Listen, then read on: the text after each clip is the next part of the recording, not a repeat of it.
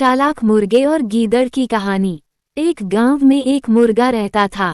वह रोज सुबह बांग देकर गांव वालों को जगाया करता था। एक दिन एक गीदड़ कहीं से घूमता हुआ गांव में आ गया। जब उसने मुर्गे को देखा तो उसकी लार टपकने लगी। वह सोचने लगा, वाह क्या शानदार मुर्गा है, अगर इसका मांस खाने को मिल जाए तो मजा आ जाए।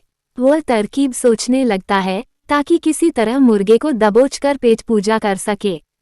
उसने मुर्गे को बहला फुसलाकर अपने काबू में करने का निश्चय किया और उसके पास पहुंचकर बोला, मित्र, मैं तुम्हारी आवाज सुनकर तुम्हारे पास आया हूँ।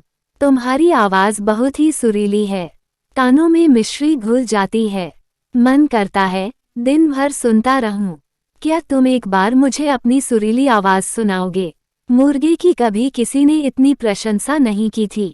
वह गीदड़ की बात सुनकर मुर्गा खुशी से फूला नहीं समाया और उसे अपनी आवाज सुनाने के लिए जोर जोर से कूक डुकूक करने लगा।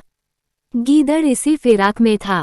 उसके देखा कि मुर्गे का ध्यान उसकी ओर नहीं है, इसलिए अवसर पाकर उसने मुर्गे को अपने मुंह में दबा लिया और जंगल की ओर भागने लगा। जब वह जंगल की ओर भाग रहा था उस समय गांव वालों की दृष्टि उस पर पड़ गई। वे लाठी लेकर उसे मारने के लिए दौड़े। गीदड़ डर के मारे और तेजी से भागने लगा। मुर्गा अब तक उसके मुंह में दबा था। तब तक उसने उसके चंगुल से बचकर निकलने का एक उपाय सोच लिया था। वह भागते हुए गीदड़ से बोला, देखो गीदड़ भाई, ये गांव वाले मेरे कारण तुम्हारा पीछा कर रहे हैं। वे तब तुम्हारा पीछा करना छोड़ेंगे जब तुम उनसे कहोगे कि मैं तुम्हारा हूँ, उनका नहीं।